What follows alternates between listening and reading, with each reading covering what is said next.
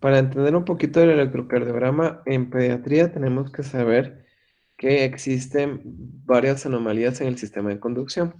Estas pueden ser anomalías cardíacas que van a desplazar la estructura del sistema de conducción, ya sea que el nodo sinusal no esté en el lugar normal, que es la aurícula derecha, o que el sistema de conducción sea en otro lado, ¿va? Que nazca a nivel del nodo.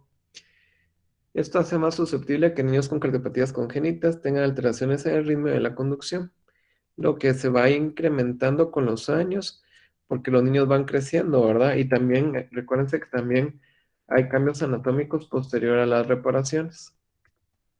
Entonces, tenemos que tener en cuenta que va a haber anomalías en la localización del nodo.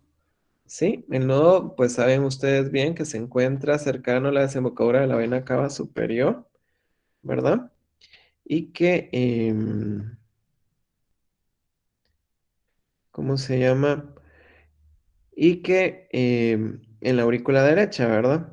Entonces, en aquellos pacientes, por ejemplo, que tengan situs inversos, pues esto va a cambiar, va a cambiar la localización del nodo y va a estar desplazado, ya no va a estar, en este caso, pues a la derecha, sino que en este caso a la izquierda.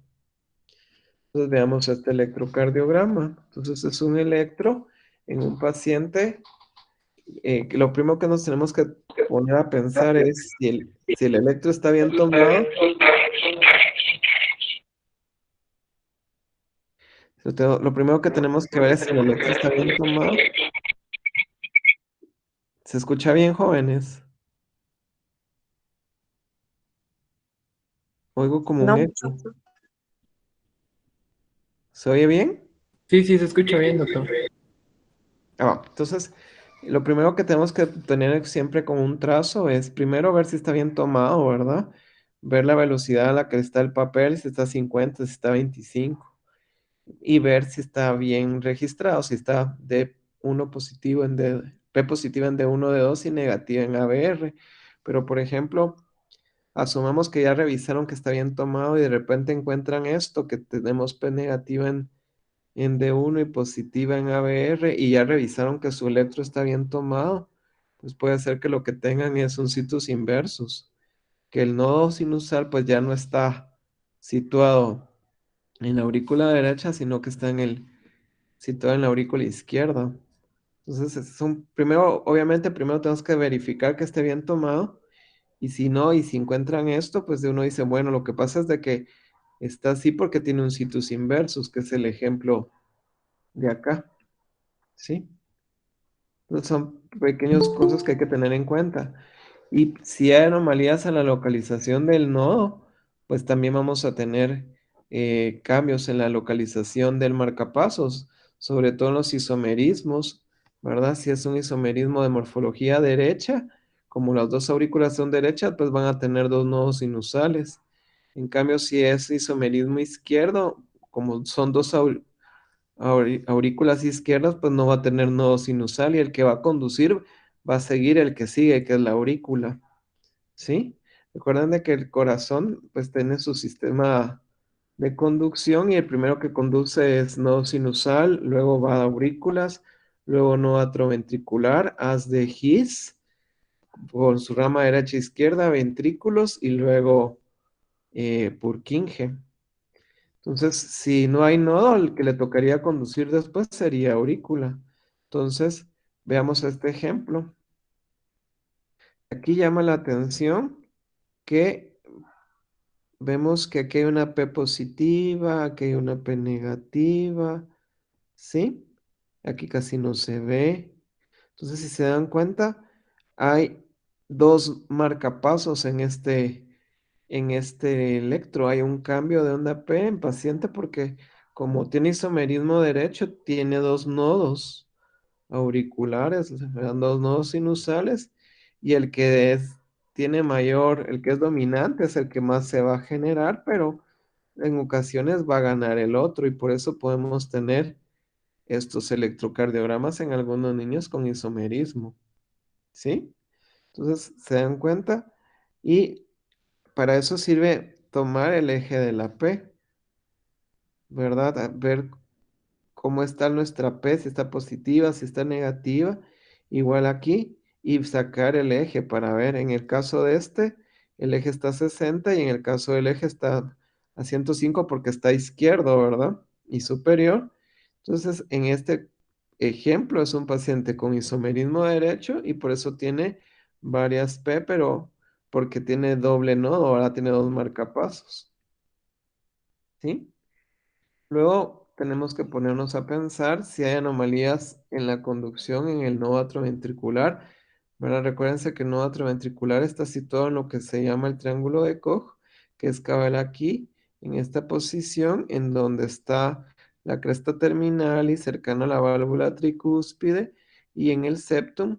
Pero aquellos pacientes que tengan defectos en esa porción, pues van a tener trastornos ahí o que tengan parches en esa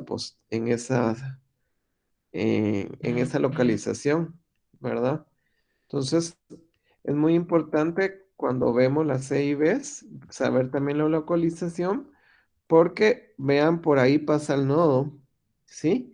Entonces, por ejemplo, aquí en una C y B posterior, el nodo pues va a estar alterado, si es anterior también la conducción o si son musculares va a ser al final.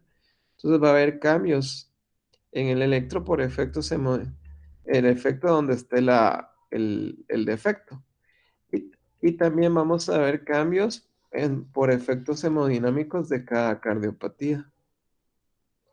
Debido a que cada cardiopatía presenta alteración en su morfología y el grado de lesión, repercusión que produce, se va a observar cambios en la dinámica porque va a haber fenómenos de remodelación, es decir, va a haber dilatación, por ejemplo, que los pacientes que tienen CIAs grandes, las aurículas se van a dilatar y al dilatarse se va a tardar más en llegar a la conducción, ¿sí? O aquellos que tienen hipertrofias van a hacer que los ejes se desvíen, ¿verdad?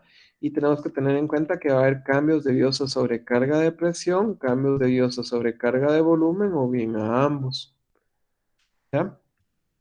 Y hay situaciones especiales en las que la misma cardiopatía va a hacer que se pierdan esas conducciones. Por ejemplo, en las TGA corregidas, que son las dobles discordancias, ¿verdad? En la cual es aurícula derecha con ventrículo izquierdo y pulmonar, aurícula izquierda con ventrículo derecho y aorta. O sea que aquí lo que hubo fue una inversión ventricular, pero como existió esta inversión ventricular, va a haber un cambio en lo que es el sitio del nodo atrioventricular y va a quedar anterior y yuxtapulmonar y por ende va a tener este tipo de cardiopatía más predisposición a que haya bloqueo atrioventricular, ¿sí? Entonces, es importante saber que también dependiendo de la cardiopatía vamos a ver cambios en el electrocardiograma.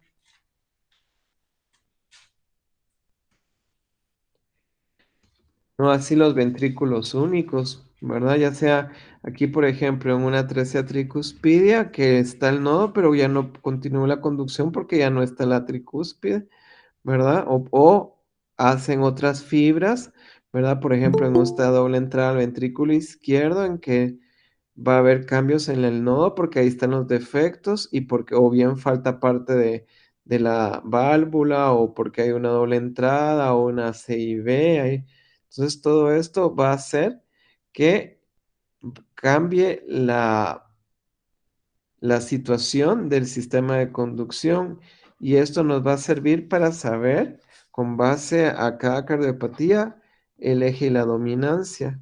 ¿Y qué es el eje? Pues vamos a tener que sacar el eje de QRS para ver hacia dónde va y sabemos que hay ciertas cardiopatías, por ejemplo la atresia tricuspidia en el que el eje es completamente superior y a la derecha, ¿verdad? O los canales atrioventriculares que el eje es posterior porque como hubo cambios en la localización del nodo, se desplaza el sistema de conducción y hace que el eje cambie.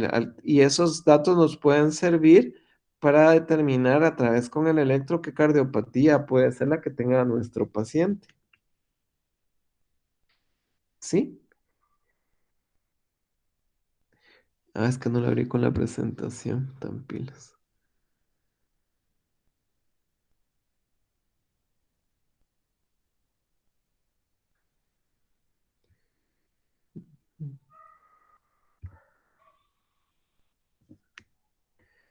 Perdón, ahí se ve mejor. Entonces íbamos acá.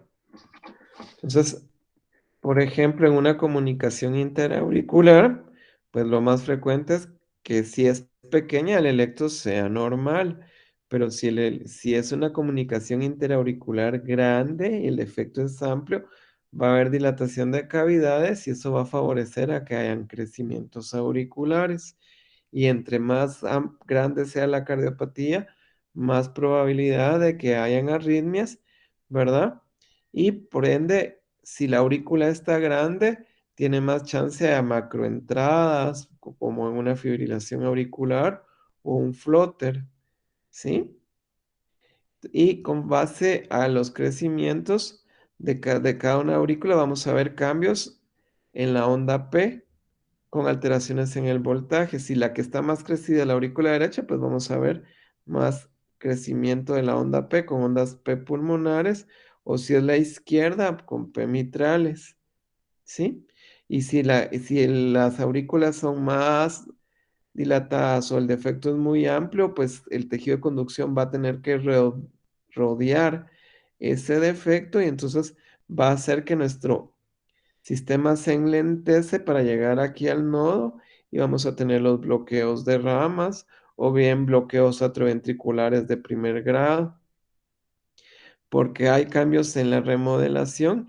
El eje, pues en las CIAs puede estar entre cero o bien ser más derecho a 180 grados. Veamos este ejemplo. Está en sinusal, PR normal, pero vemos que hay datos de crecimiento vía auricular, ¿verdad? En este caso era una CIA tipo seno coronario, pero ya empezamos a ver datos de crecimiento vía auricular porque la duración de la onda P era mayor de 80, más o menos 120, y el voltaje de la P mayor de 2. ¿Sí? Y podemos ver ya datos de dilatación, por ejemplo, ya ondas R más prominentes en B1 y B2, y así sucesivamente con cada cardiopatía. En las C y Bs, pues va a haber, como estas tienen mayor sobrecarga de volumen, pues generalmente vamos a tener en ritmo sinusal. Por ser el defecto a nivel ventricular, pues va a tener más chance de tener arritmias ventriculares, como extrasistolias ventriculares o taquicardias ventriculares, ¿sí? Como el sistema de conducción se enlentece y se tarda y tiene que rodear acá, pues vamos a tener más chances de bloqueos de rama o bloqueos atrioventriculares. Y entre más sobrecarga de presión haya, pues vamos a tener más probabilidad de datos de hipertrofia biventricular.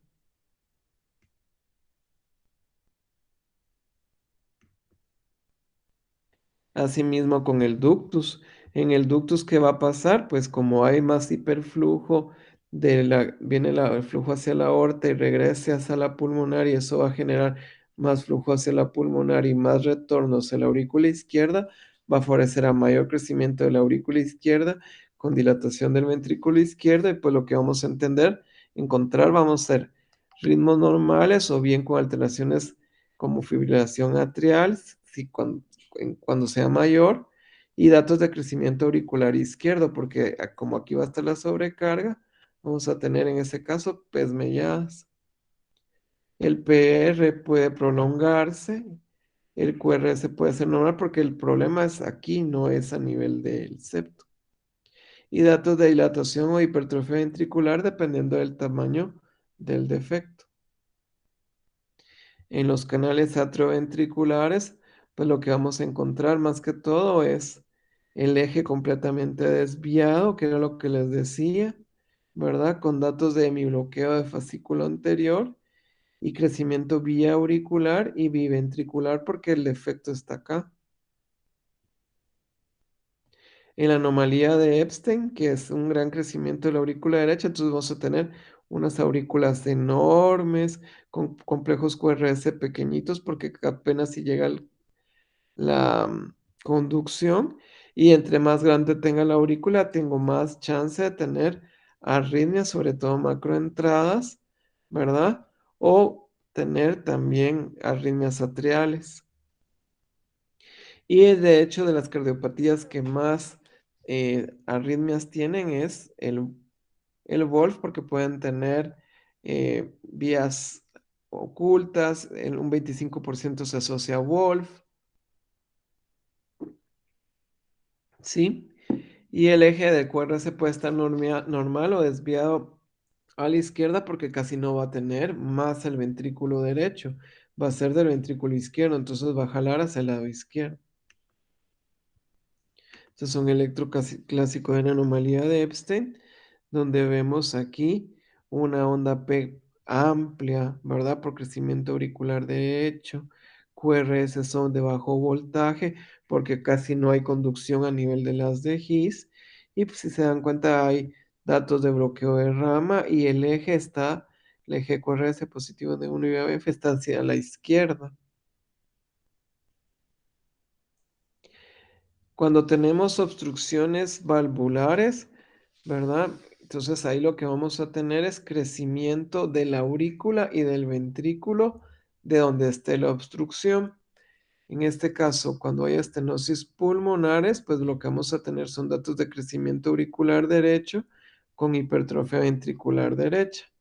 ¿Verdad? El ritmo va a ser normal, el intervalo puede estar corto o puede estar alargado, el eje va a estar hacia la derecha porque si hay obstrucción en el lado derecho va a haber sobrecarga de presión con hipertrofia y eso va a hacer que haya más masa en el ventrículo derecho y el eje va a estar a la derecha y vamos a tener datos de hipertrofia ventricular derecha por lo que la misma razón con crecimiento auricular derecha con incrementos de la amplitud. Entonces, dependiendo de la cardiopatía, pues así vamos a ver también los cambios en el electrocardiograma. Por ejemplo, este paciente es un falot que no está operado.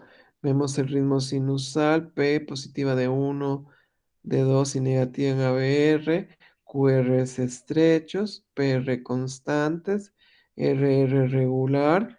Si sacamos el ritmo, más o menos unos 120 latidos por minuto, ¿verdad? Vemos estas ondas R prominentes en B1, es una R pura y hay un cambio brusco en la transición de B1 a B2, que esto es característico sobre todo de CIB y de los falot, porque si tienen un defecto, te para la conducción, y entonces continúa, pero hay un cambio en la transición, ¿verdad?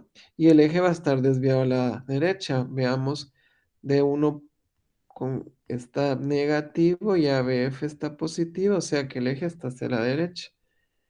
Y ya que se opera el paciente, pues al hacerle el cambio, vamos a ver que ya el QRS es de montaje, ya hay menos crecimiento ventricular, ya hay mayores pausas, ¿verdad? Porque como depende de la cicatriz, en las áreas donde hubo cicatriz se va a enlentecer la conducción. Y por lo que estamos hablando, lo que vamos a ver es bloqueos, alteraciones en la conducción, sobre todo porque los parches y los materiales de sutura favorecen angiogénesis. En las ventriculotomías lo que vamos a tener más es bloqueo de rama derecha, porque recuérdense que cuando se abre el corazón, el ventrículo derecho es el anterior, entonces al operar abren el ventrículo derecho y por ende va a haber una alteración en la conducción ahí. Si es para el lado izquierdo, pues lo que vamos a tener son bloqueos de rama izquierda. Y si es para pacientes que tienen defectos a nivel de ambos, lo más seguro es que podamos tener bloqueos atrioventriculares, ¿verdad? Y así sucesivamente en cada cirugía. Por ejemplo, las cirugías de Mustard, que son donde se hace el switch biatrial, lo que vamos a tener pues va a ser cambios con disfunción del nodo, porque como aquí iba el nodo y ahí se colocó el parche, puede ser que el nodo ya no conduzca y el que conduzca después sea la aurícula, ¿verdad? Igual con el Fontán.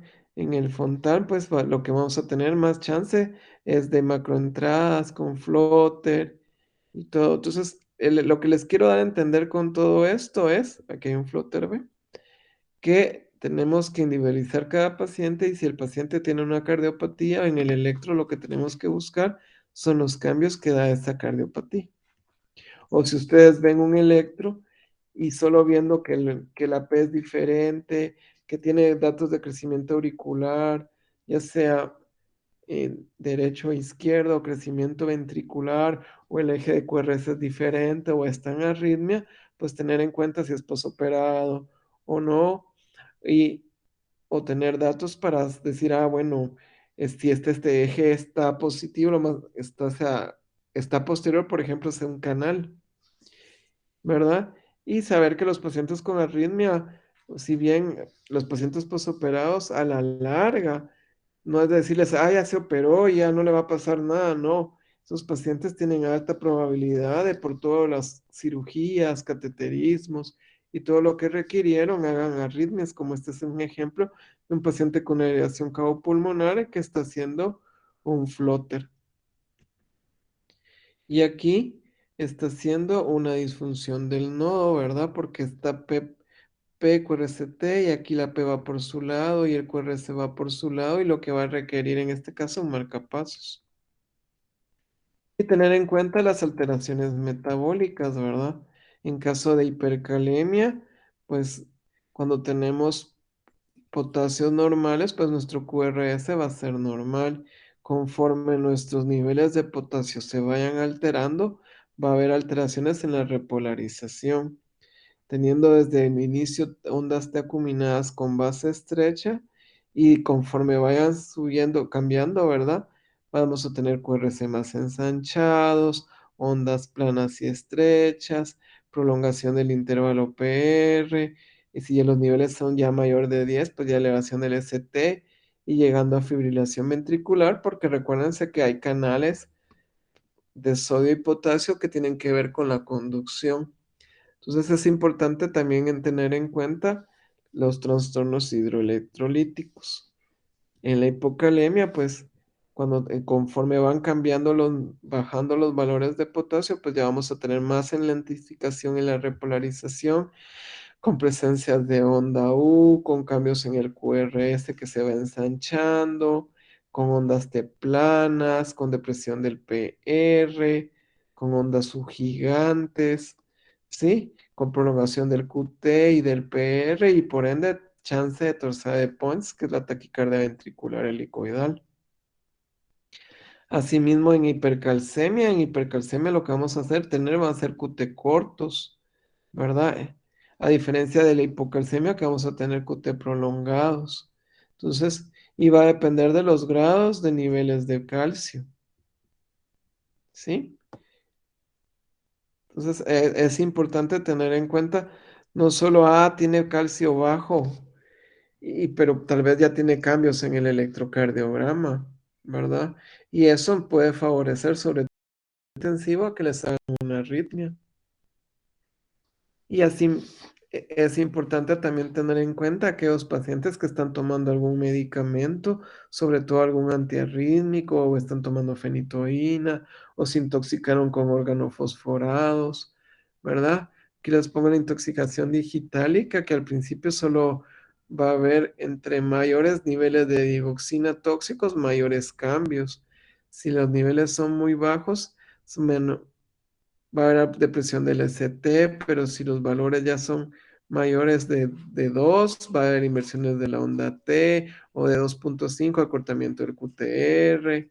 Y vemos esto que es la cubeta digitálica. O sea, si yo tengo dudas si un paciente está intoxicado por digital, pues le tomo un electro, y si veo esto que es la cubeta digitálica con una onda T bifásica y PR alargado, puedo decir, ah, bueno, más seguro es que está intoxicado.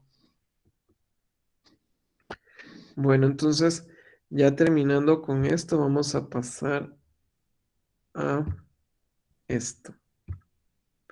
No sé si les quedó alguna duda. Obviamente no les voy a estar preguntando nada de eso en el examen, pero sí es importante que ustedes sepan que conforme a cada cardiopatía hay cambios en el electrocardiograma, y obviamente si la cardiopatía incluye dilatación de aurícula, pues lo que voy a ver es cambios en la aurícula con crecimientos, y entre más dilatada, más chance de arritmias. Y asimismo, si es operado, posoperado, o los trastornos hidroelectrolíticos. Bueno, ¿alguna pregunta hasta acá?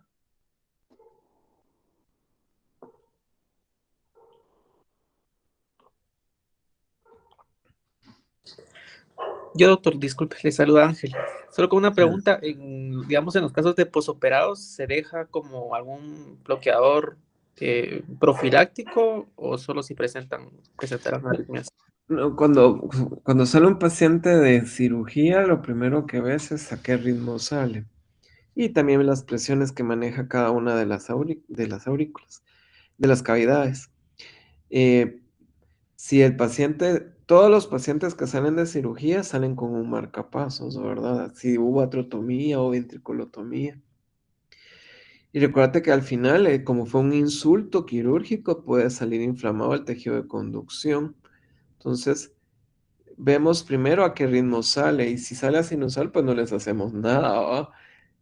Siempre les dejamos el marcapasos un tiempo mientras el paciente se recupera y ya sabemos que hay ciertas cardiopatías que tienen mayor riesgo de hacer cierto tipo de arritmias o de bloquearse. Por ejemplo, no es lo mismo operar un cierre de un canal, que lo más probable es que a la hora que el cirujano ponga el parche pueda quedar un bloqueo atrioventricular porque es justo por ahí donde está el nodo atrioventricular que operar, por ejemplo, un ductus, que ahí solo le ligan el ductus y lo más probable es que no le tocan el tejido de conducción, entonces no te tendría que hacer arritmias. ¿Verdad? No es que les dejemos profiláctico o algo, simplemente vemos que estén en sinusal, pero todos los pacientes posoperados salen con que tuvieron ventriculotomía, salen con un marcapasos eh, temporal porque le ponen cables en la cirugía, ¿verdad? Y si vemos que sale a sinusal y que el paciente va bien, pues se los retiramos. Ahora, aquellos pacientes que ya pasó, que salen, por ejemplo, bloqueo AB, y tienen respuesta ventricular adecuada, ¿verdad? Entonces los vigilamos y les damos un promedio de 2 semanas antes de decidir ponerle un marcapasos definitivo, ¿verdad? Eh, Aquellos pacientes que pues fueron posoperados, por ejemplo, de una conexión anómala de venas pulmonares, pues o aquellos que fueron operados de Epstein tienen más chance de hacer arritmias auriculares, pero solo los medicamos si hacen el evento. Si no hacen el evento, no, recuérdate que el evento te lo pueden hacer desde que los están operando. Puede ser que en la cirugía te haga el evento y desde ahí se empiezan a medicar. O ahora en el posoperatorio solo se medican si te lo hacen, pero como cualquier paciente que te haga una arritmia, no es, hizo la arritmia, le dejé el tratamiento en ese ratito y ya se lo quito. No, nosotros siempre que hay un paciente con una arritmia, mínimo 6 meses dejamos antiarrítmico y vamos viendo la evolución. Claro que el posoperado lo más probable es que va a requerir más y si persiste y dependiendo del tipo de arritmia, también se le puede hacer una ablación, aunque sea después, ya sea un paciente posoperado. Ahí sí que individualizamos, ¿verdad? Muchas gracias. No sé si te contestó tu pregunta. Sí, doctor, sí me la contestó. Muchas ¿Sí? gracias. Bueno, entonces veamos estos casos. Paciente masculino, 20 días, historia de neumonía neonatal en terapia ventilatoria, hijo de madre con diabetes y les llevo con este electro. Ay, salió el ritmo. Bueno, miren, lo primero que tenemos que ver siempre es, primero, si está bien tomado. Aquí no se asusten por el electro. Lo que ustedes tienen que aprender es primero determinar si es un electro, ver frecuencia, ¿sí? Porque con eso ya cambian. Aunque este electro uno lo ve y dice, puchica, está en arritmia, ¿verdad? Entonces, pero lo primero que tengo que hacer es ver qué está pasando. Si yo veo aquí, este es un QRS, este es otro QRS, entonces, y tengo que ver si el ritmo es regular o es irregular. En este caso, el ritmo me parece que es regular, ¿sí? Entonces, lo que hago es contar cuántas, lo primero que es ver frecuencia, en este caso ventricular. ¿Cuántos cuadritos hay aquí? Más o menos 6. Entonces, la frecuencia que voy a tener es, si lo hago con un ritmo regular, ¿se acuerdan que podemos usar 1500 dividido 6 cuadritos, ¿va? 1500 dividido 6. Entonces la frecuencia ventricular aquí es de 250 latidos por minuto. Entonces aquí, aunque yo voy a hacer ese electro feo, lo primero que estoy viendo en el electro es que está rápido. ¿verdad? Y ya puedo determinar, bueno, un neonato de 20 días con 250 latidos por minuto, ¿sí? Ya veo que, que está en taquicardia y que no es normal. Luego veo la conducción, veo si es aurícula ventrículo o no. En algunas parecieran que sí, pero si se dan cuenta, hay otras en las que veo varias P's. Entonces, igual cuánto mide la frecuencia de cada cuadrito de la P. Entonces, saco frecuencia auricular y frecuencia ventricular en este caso. Y aquí, por ejemplo, hay tres P's. ¿En cuánto tiempo? Cada P durará, ¿qué? Unos, ¿qué? Tres cuadritos. Entonces, si yo pongo 1500 dentro de 3, ¿cuánto me da? 1500, digo. Entonces, digo que la frecuencia está de auricular está más o menos a 500. Entonces, no es tanto asustarse del trazo, sino yo sabiendo ya que aquí tiene una frecuencia auricular de 500 y una frecuencia ventricular más o menos de 250, ya sé, uno, que la aurícula va mucho más rápido y dos, que el ventrículo va por su lado. ¿Sí? Luego veo, veo el ritmo. Pero no hay P, ¿va? No hay P positiva en D1, ni en D2, ni en ABF. Entonces, este es un ritmo no sinusal. Entonces ya dije, bueno, no es tan sinusal. La aurícula y el ventrículo van por su lado. La aurícula conduce a 500, el ventrículo conduce a 250. El tipo de QRS es estrecho. Entonces es una arritmia, ¿verdad? Porque no es sinusal, es un ritmo que está rápido con QRS estrecho, ¿sí?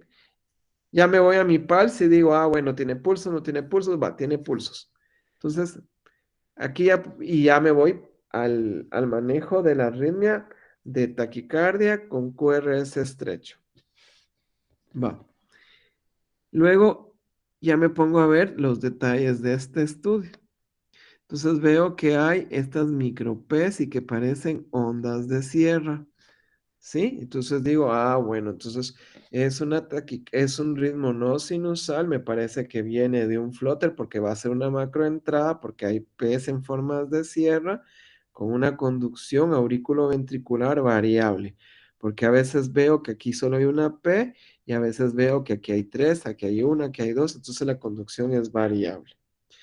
Y saco el eje de QRS en la arritmia. ¿Verdad? Entonces el eje de QRS aquí de uno está isodifásico, ABF está más o menos isodifásico o sea que el eje está entre 0 y 90, ¿verdad? ¿Y cuál es la más isodifásica realmente? Pareciera ser de uno. ¿Cuál es paralela de uno? ABF, o sea que corre a más 90, ¿sí? Entonces, esto es una flóter auricular con conducción variable, pero yo no quiero que me digan el diagnóstico así completo, sino que me digan, este no es sinusal, la aurícula va por su lado, el ventrículo va por su lado, tiene esto característico, creo que es un flóter. Y que sepa manejar el pulse, taquicardia con QRS estrecho, y cuál sería el manejo. Entonces, ahí, ¿cuál sería el manejo?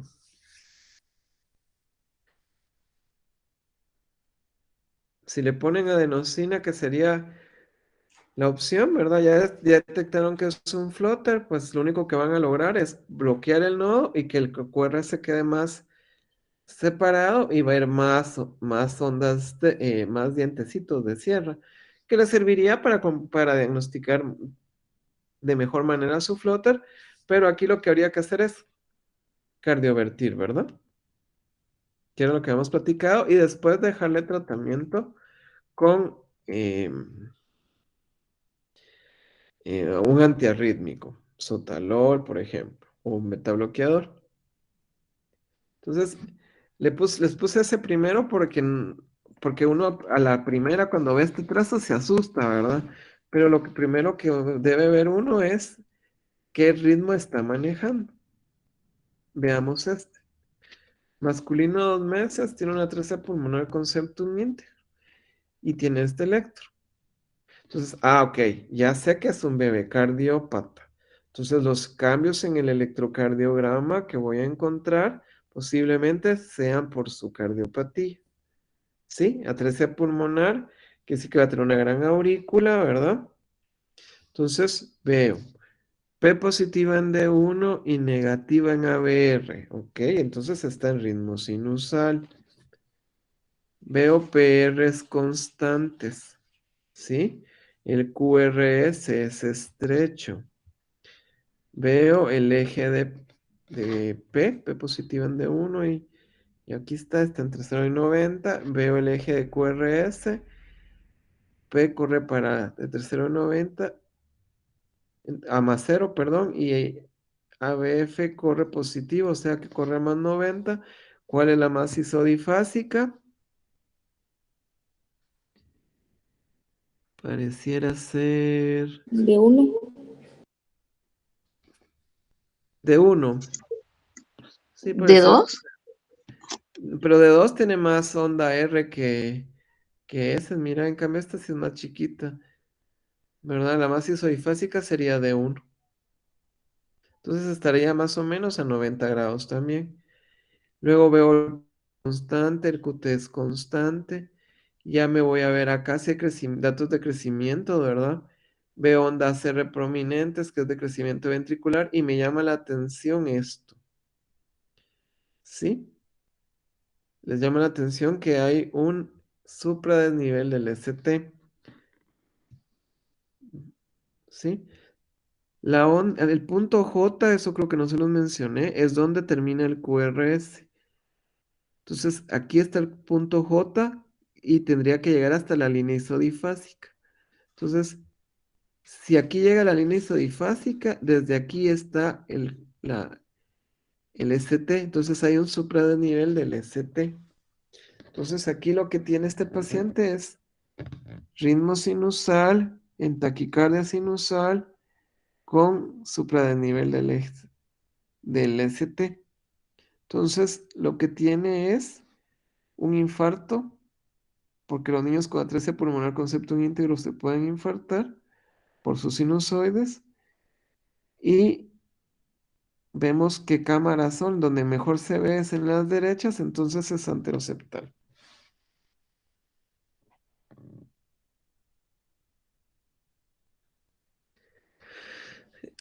Ok, este es un paciente de sexo femenino aquí era 2 años, un mes de edad, y ya con falla cardíaca, hemitórax anterior prominente, y este es su electro. Entonces veamos otra vez. Ay, Dios. P positiva en D1, D2 y negativa en ABR. P antes de cada QRS, PR constante, ¿sí? Entonces está en sinusal. Vámonos con el QRS, son QRS estrechos. Vemos el eje de QRS, D1 está negativo y ABF está positivo. ¿En qué cuadrante está nuestro eje de QRS? A la derecha. Entre 90 y más, Y a ajá, 180. más 180. ¿Cuál es el más isodifásico? Pareciera ser ABR, A ver, ¿va?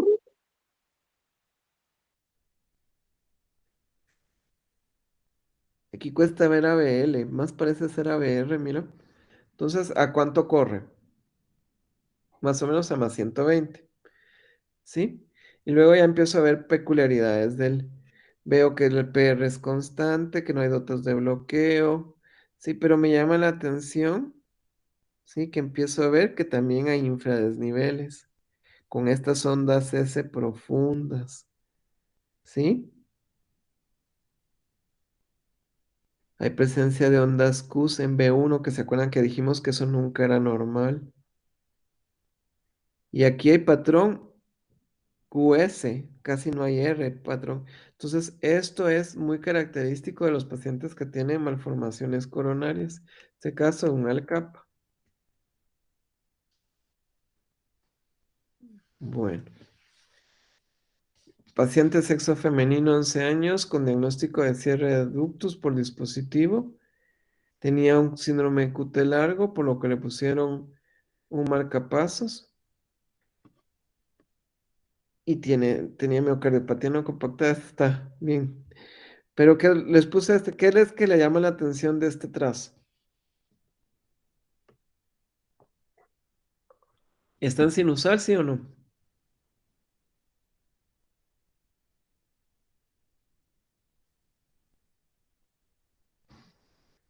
¿Qué es esto que va acá? Es el El marcapaso. marcapasos. Esta es la espiga del marcapasos, o sea, él en sinusal no está. Entonces, el ritmo es de marcapasos, ¿sí? Entonces, vemos que no estaba bloqueado, entonces entra el marcapaso, luego el QRS, el marcapasos, el QRS, el marcapasos, el QRS, y así sucesivamente. A veces pareciera que aquí quería tirar la P, ¿verdad? Y tiene siempre el QT prolongado, miren ese QT prolongadísimo.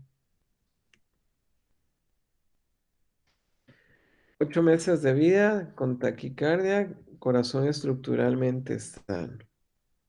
¿Están sin usar? Veamos. P positiva en D1, D2 y negativa en ABR. No, porque no hay P.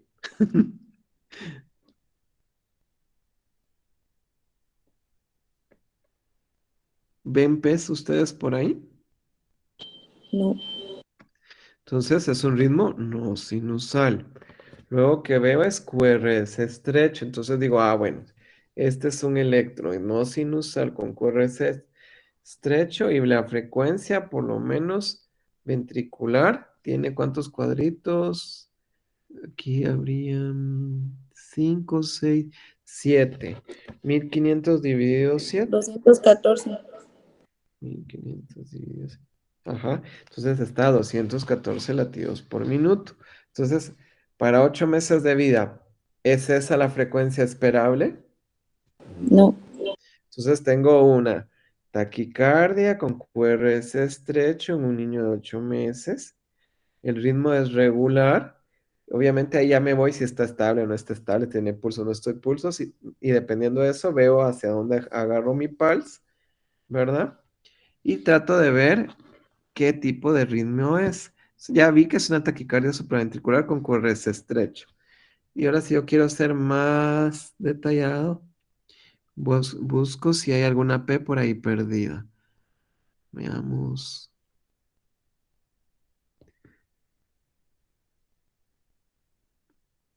Aquí ve. Aquí hay unas micro P's.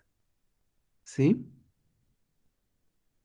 Entonces, ¿se acuerdan que en las taquicardias auriculares vamos a ver P's metidas de diferente morfología? Entonces, esta es una taquicardia auricular ectópica, ¿sí?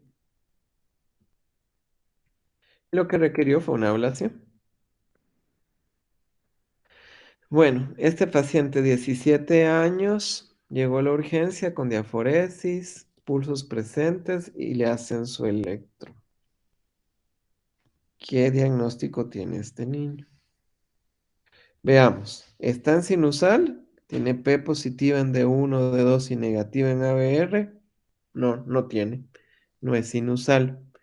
La frecuencia ventricular es lenta o es rápida. Veamos acá.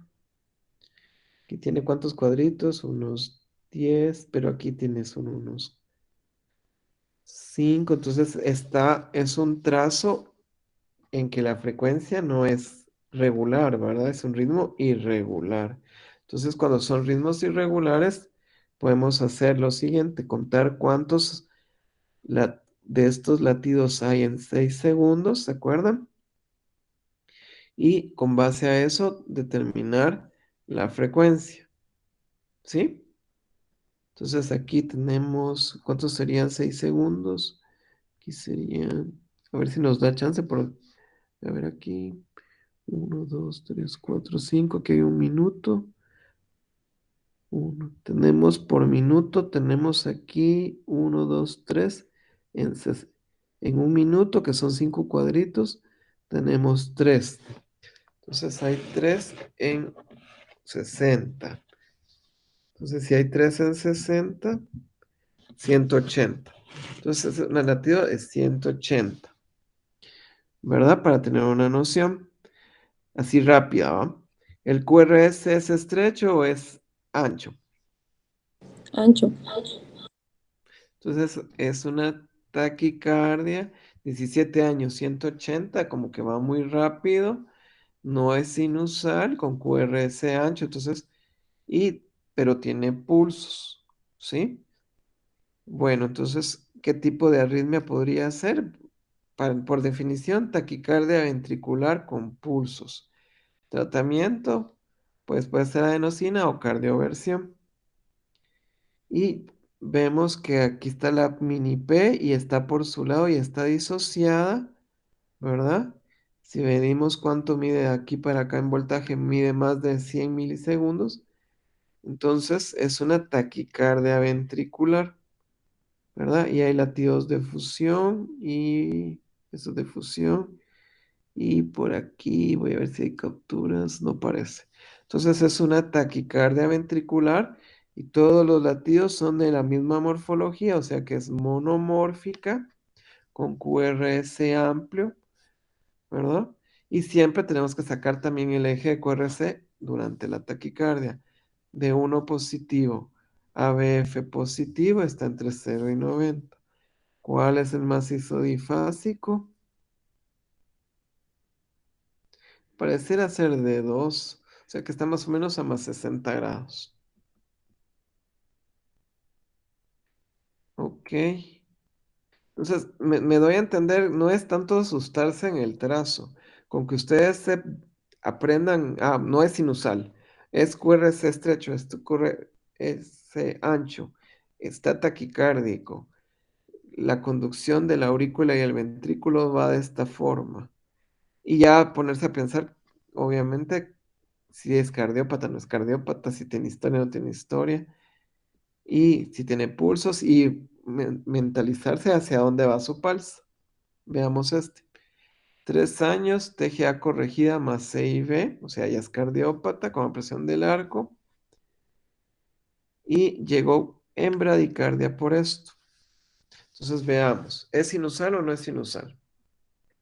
P positiva en D1, D2, negativa en ABR. Podría ser. Como que sí está tirando del nodo sinusal. Pero, Ajá, pero no todas los QR, no hay una P antes de todos los QRS. exactamente. El siguiente punto es PR constante o P precedida a cada QRS. Nope. Entonces no es sinusal. ¿Sí? Entonces, este ritmo no es sinusal. ¿Cuánto tiene de frecuencia? 350, 100, como 60 latidos por minuto, pero como es regular, igual podemos contar cuántos cuadritos hay: 5, 10, 15, 20. 1500 dividido 20. 1500 dividido 20 tiene 75 latidos por minuto. Para un niño de 3 años, 75 latidos por minuto, pues sí está baja la frecuencia, ¿no?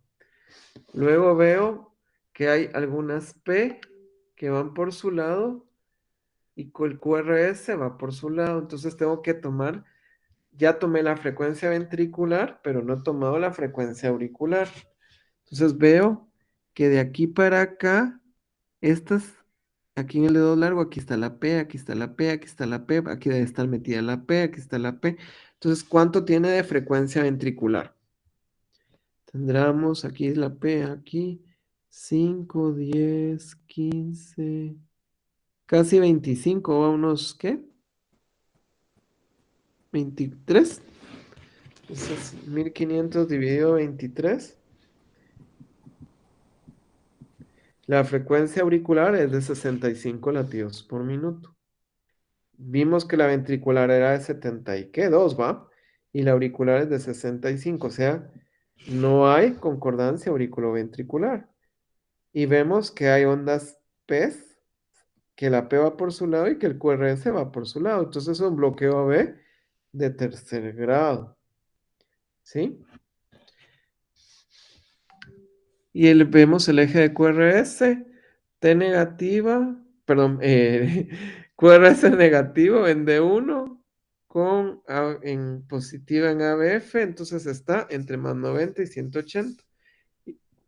La más isodifásica pareciera ser ABL, entonces más 150 sería el eje, ¿verdad? Y tenemos la historia, ¿va? Es una TGA corregida, que era lo que les decía, acabar ahí pasaba el nodo, ¿verdad? Entonces se bloqueó. Es un bloqueo B completo con una frecuencia ventricular de 72 y una frecuencia auricular de 65, ¿verdad? Que si bien esta frecuencia para la edad del niño puede ser que no le dé tanta repercusión, ¿verdad? Pero igual, este niño va para marcapasos.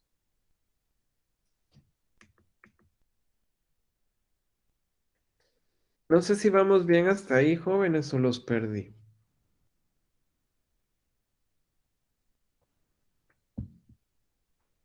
Vamos bien, doctor. ¿Sí? Como les digo, a mí lo que me interesa que aprendan es a diferenciar si es sinusal o no sinusal, si es QRS ancho, QRS estrecho. Y obviamente si ven esos detalles finos que uno va aprendiendo con la práctica, pues qué mejor. Pero para la urgencia, lo que se requiere, veamos este. Masculino 10 meses, con historia de presentar episodios de taquicardia paroxística sin signos de bajo gasto. Le toman este electro. ¿Qué les llama la atención? ¿Está en sinusal o no está en sinusal? Veamos.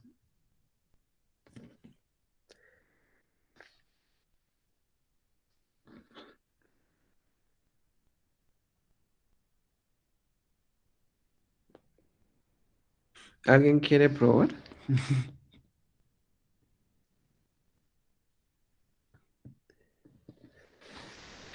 P positiva en D1. Ah, esta es la P. Miren, aquí está la P. ¿Sí? Esta es la P. Esto está en el ascenso del QRS. O sea que aquí hay un bloqueo de rama derecha. Entonces, veamos dónde está la P. Ah, aquí está la P. ¿Sí la ven? Tenemos que tener mucho cuidado porque cualquiera puede decir, esta es la P". Y realmente es esta. Vean cómo va. ¿Sí? Ahí es. Entonces, P positivo en D1, D2 y negativa en ABR. PR constante antes de cada QRS. P positivo D1 y ABF, o sea que está entre 0 y 90. O sea que sí está en sinusal. Veamos la frecuencia. La frecuencia auricular y la ventricular pareciera que son similares. Aquí es regular, tenemos 10, 11, 12.5 cuadritos, 1500 dividido 12.5, 120, esa es la frecuencia. Y la auricular, pues también es constante, va a ver lo mismo, o sea que la conducción auriculoventricular va bien. El eje de QRS de 1 positivo y ABF positivo entre 0 y 90, la más isodifásica pareciera ser ABL, entonces está más o menos a más 30 grados. Y ya voy buscando datos. Veamos el PR. ¿Qué les parece ese PR? Aquí se mide bien, miren. Está prolongada. Tiene 10 meses. Veamos. 1, 2, 3, 4, 5. 200, sí. Entonces tiene un bloqueo AB de primer grado. ¿Sí? Porque todos conducen, ¿no? Y el PR es constante. Está prolongado, pero siempre conduce. Sí, ¿verdad? Entonces es ritmo sino con bloqueo AB de primer grado y imagen de bloqueo de rama derecha.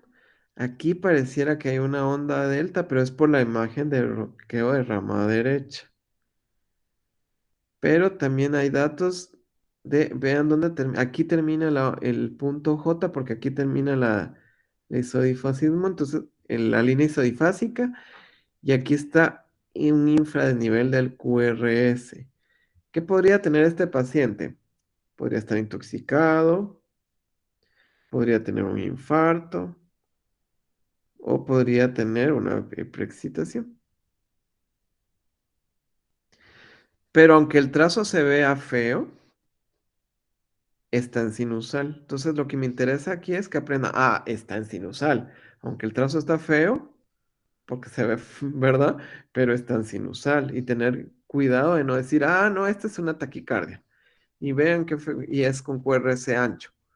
Me explico. Y tener cuidado de no confundir que este es un taquiventre, porque realmente lo que tiene este paciente es un bloqueo de primer grado con un bloqueo de rama y proexcitación. Es un Wolf con bloqueo de rama. Bueno, 14 años femenina, tuvo quemadura eléctrica, se las llevaron los bomberos, llega con este trazo.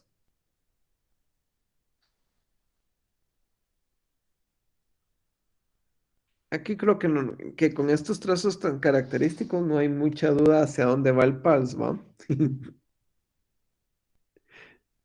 Pero rápidamente ustedes ven, no tiene P, ok, entonces no es sinusal, QRS está ancho, entonces es taquicardia, vemos la frecuencia, por lo menos 300, unas 180, así, así rápido, ¿verdad? Y entonces es taquicardia ventricular y no hay P, esta es una fibrilación ventricular. Aquí rápido actuar, ¿va? CFB, ¿qué decía mi algoritmo del PALS ahí? Desfibrilar.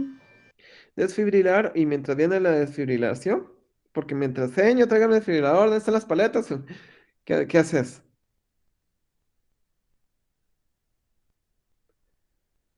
Medicamentos, pero No, RCP, ayer, perdón, sí. ¿sí? O sea, llegó con esto, vistes este trazo, empezás 1, 2, 3 años, tráigame el desfibrilador y le das, terminas y a desfibrilar, ¿verdad? No te esperas a que esté el desfibrilador para chocarlo, empezás con masaje y si hay más con oxigenación, ¿verdad? Y cuando ya sea factible, terminas tu ciclo y lo desfibrilas. Y dejamos las paletas para ver a qué ritmo sale. Gracias. ¿Sí? 9 años, 3 meses, historia de disnea, ascitis y taquicardia. Este es su electrocardiograma. ¿Qué les parece? ¿Es inusual o no es inusual? P positiva en D1, D2 y negativa en ABR. PR constante, P antes de cada QRS, ¿sí? El QRS es estrecho, la frecuencia ventricular y la auricular pareciera ser la misma. Tenemos que el ritmo es regular. ¿Cuántos cuadritos tenemos? 10, como unos 13, 14. Entonces 1500 dividido 14, 107, más o menos 110. Y si lo quieren hacer por el método rápido, porque es una urgencia, 300, 150, 100, sí, más o menos 115, 110. Lo ideal es calcularlo, ¿verdad? Pero en urgencias también sirve la otra forma. Va. QRS de 1 va para abajo, o sea que va para allá. Y ABF va para arriba, o sea que nuestro eje está entre 90 y 180. La más isodifásica pareciera ser ABR. ¿Cuál es la paralela a ABR? D3.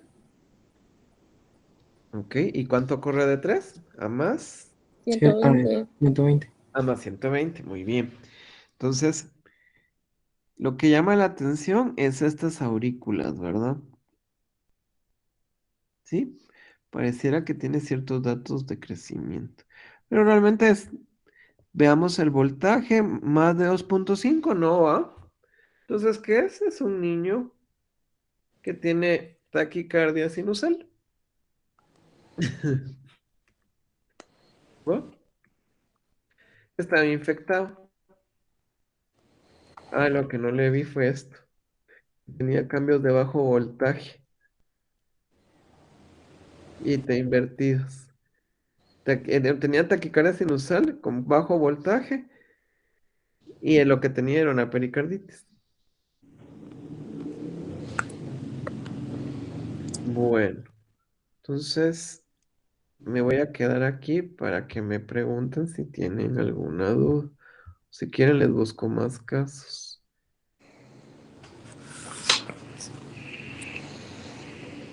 Ahora les voy a buscar unos. Aquí tengo. Espérenme, les voy a buscar aquí algunos. Ujú.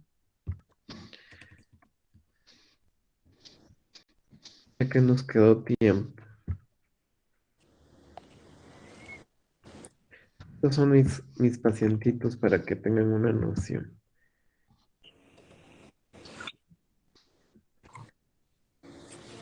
Bueno, es un trazo de un monitor. ¿Qué les llama la atención? Es una niña, 3 años, estaba comiendo y se atoró. Hizo paro. Le dieron un masaje, salió y después empieza con este ritmo. Claro que aquí es solo un trazo de monitor, pero a veces es lo que ustedes tienen en intensivo. Entonces, veamos. Hay trazos en los que hay P y hay trazos en los que no hay P. Sí, vean, aquí hay P con PR corto. Aquí pareciera que no hay P. Y aunque el QRS es muy similar al de base, ¿sí? No hay P. Y después sale otra vez a sinusal y ya vuelve a haber otras P. Y después otra vez no hay P. Y aquí otra vez no hay P. Entonces, ¿qué es lo que les está haciendo esta niña? Tal vez está más fácil acá. Aquí estaba venía con P, P, aquí cambió y después hizo estos trazos en los que no hay P, aquí volvió a salir, ¿sí? Entonces, si ustedes son objetivos, por ejemplo, aquí se ve mejor. P, P, P, P, P, P, P, P, aquí sí habían P's, ¿verdad? A diferencia del que estábamos viendo, que no hay P, no hay P, aquí sí hay P, no hay P. O en el de arriba, que era más clásico, que no había P y que habían 3 latidos anormales. Entonces, esta niña lo que está haciendo es taquicardia auricular, ¿sí? Venía en sinusal, cambió el ritmo, aunque se parece mucho, pero se dan cuenta que no hay P, ¿sí? Y las taquicardias auriculares tienen eso, son rápidas y tienen fenómeno de calentamiento y enfriamiento. Entonces, y como viene de aurícula, el QRS le da chance de pasar por el nodo y por eso es muy parecido al de electro de base. ¿Ya? Entonces esta niña estaba en sinusal, hacía eventos de taquicardia auricular, pero el problema no fue ese. El problema es que si yo no trato esto a tiempo, que sí, me hace esto. ¿Sí? Degeneró a otro tipo de arritmia. ¿Sí me explico? Y aquí degeneró a fibrilación auricular con respuesta ventricular rápida. Entonces, es importante diagnosticar nuestras arritmias porque tal vez yo a simple vista digo, solo está tirando como extrasístoles, ¿verdad? Pero si ya soy más objetivo, me doy cuenta que eran taquicardias auriculares y si yo no le di su tratamiento a tiempo, me degeneran. Y aquí fue un ritmo de colapso y aquí la niña se puso grave porque era una fibrilación con respuesta ventricular rápida y requirió tratamiento. ¿verdad? Entonces, aguas. Aquí les pongo mis casitos. Estos son mis casitos de la semana, para que ustedes vean que sí se ve bastante arritmia. Vean, esta es una chinita que me llegó por historia de mareos, 16 años. Este es un holter. P positivo, en D1. Aquí viene otra vez, viene bien. Y de repente, esta P va por su lado. Aquí otra vez P, corre CT, P, corre CT. Y de repente, otra vez, la P va por su lado. ¿Qué tenía esta paciente?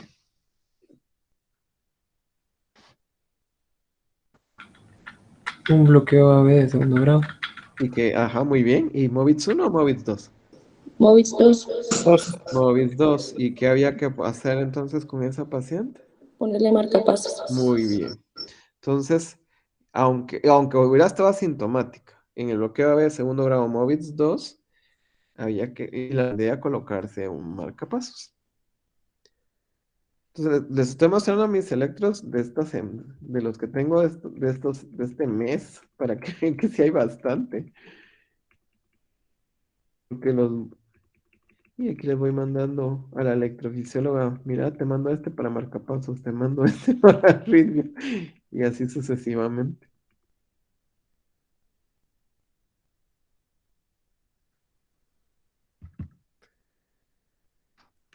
Este es otro holter. Este se los presentamos en sesión. P positiva antes de cada QRS con QT prolongado y de repente hace este trazo que va girando. ¿Qué tipo de arritmia es esa?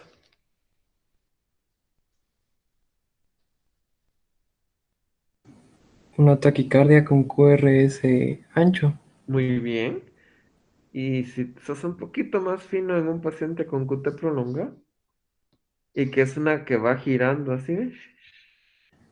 Una taquicardia ventricular. No, Ajá. ¿Es de la misma morfología todas o son de varias morfologías?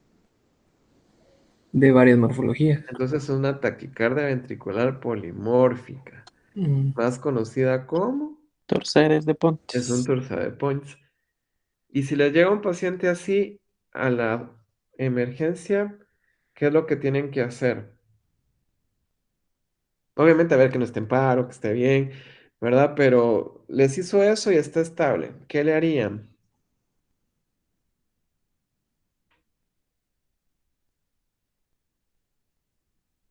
¿Qué le administrarían? Sulfato. Sulfato de magnesio, Ajá. ¿sí? Pues aquí este es el neonato de un día con QT prolongado, que obviamente había que beta bloquearlo, ¿verdad? Pero aquí, si les hubiera llegado en esto, había que pasarle sulfato de magnesio. Y este, pues, bebé, en algún momento va a requerir un DAI, un desfibrilador. Entonces, déjame ver qué más tengo. Yo creo que por el momento no tengo más. Bueno, ¿tienen alguna otra pregunta? ¿Algo que no hayan entendido? Ay, Dios.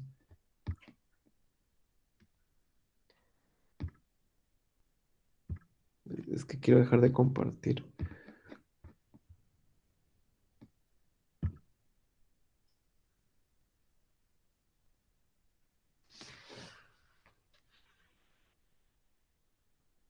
¿Tienen alguna duda?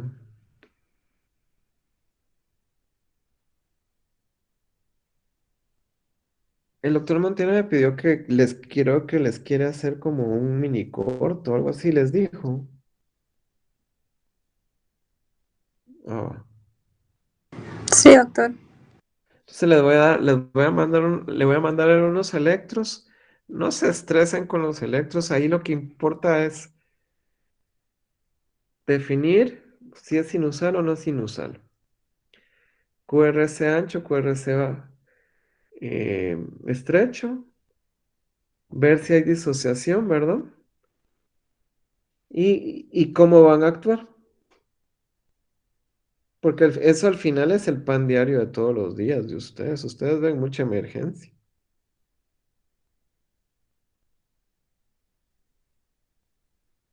Porque creo que de ahí les quiere sacar la nota, parte de la nota. ¿Tienen alguna otra pregunta? ¿Algo que no hayan entendido? ¿Cómo calcular el eje? ¿Cómo calcular la frecuencia? ¿Cómo calcular el QT? ¿No? Va. Entonces, nos quedan todavía cuántas clases, como dos, ¿va? Pero creo que de electro era la última. Igual si tienen dudas y quieren preguntar en el hospital, nos dicen. Porque quieran que no, siempre aparecen. Y ahorita con el COVID estamos viendo muchas arritmias, pero muchas.